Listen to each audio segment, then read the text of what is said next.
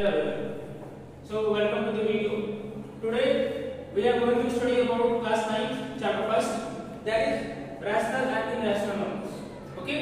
So we will start with the rational number, and first of all, before starting, we must know what is a rational number. So numbers which can be written in the form of P upon Q, where Q is not equal to 0, where Q is not equal to 0, and that number will be called as rational number. My dear students, means the number which we can write in the form of P upon Q. ऐसे numbers which we can write in the form of P upon Q, and Q is not equal to 0. Okay? Now for example, every integer you have already studied in class 6, 7 and 8. Every integers, whether it is positive, whether it is negative or 0, it can be written in the form of P upon Q. But we must not take Q as 0. For example, if we have taken 5, so we can write 5 upon 1, but we cannot write 5 upon 0, because in the definition itself it says that Q cannot be 0. So this is what rational number is. I hope you understand. Now let's move to the properties of a rational number. What are the properties that a rational number have? So there are mostly 4 properties we will use. The first one is if A and B are rational number. RN I have given short form for the rational number.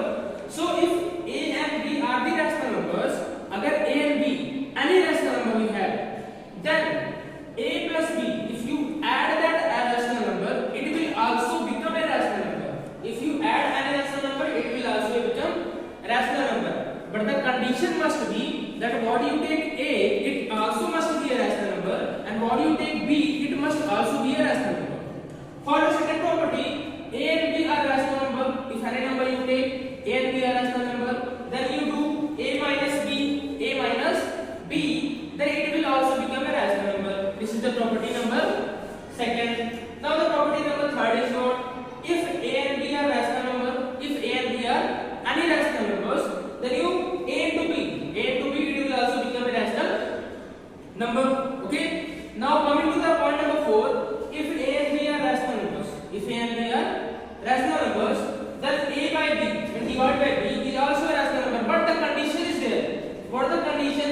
That B means the denominator side, it must not be a 0. It must not be equal to 0. This is what the introduction about the rational number.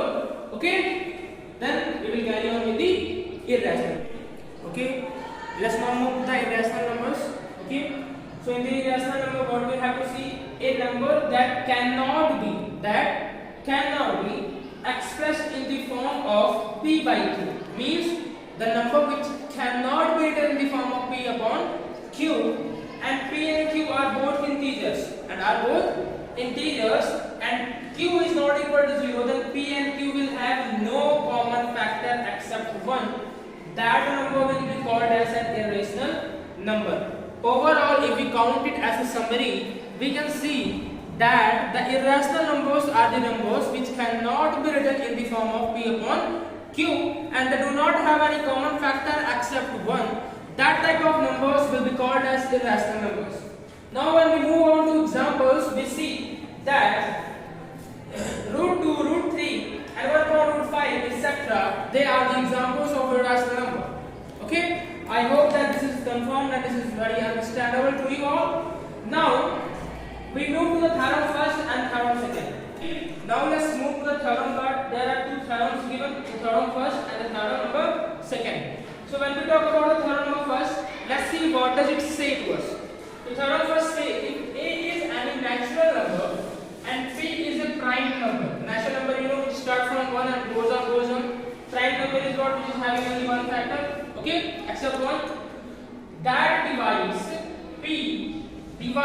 A square such that P divides. P is what? P will be having a prime number and A is having a natural number.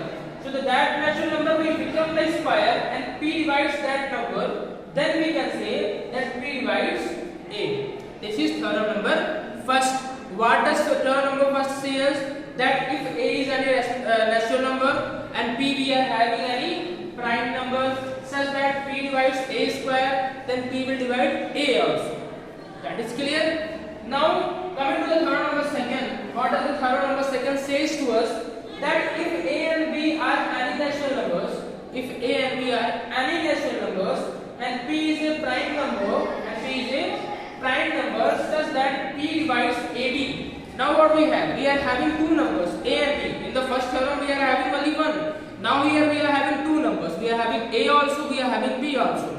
So in that case what will happen? P will divide both. Means P will divide both A and B. It will divide both the numbers. Okay? So this is what the introduction column of rational numbers and irrational numbers. Next video we will talk about the examples, we will talk about the questions, and we will solve the questions of exercise which is given in the book. I hope that this will clear your concept about rational and irrational number. Till then, bye bye. See you in the next video.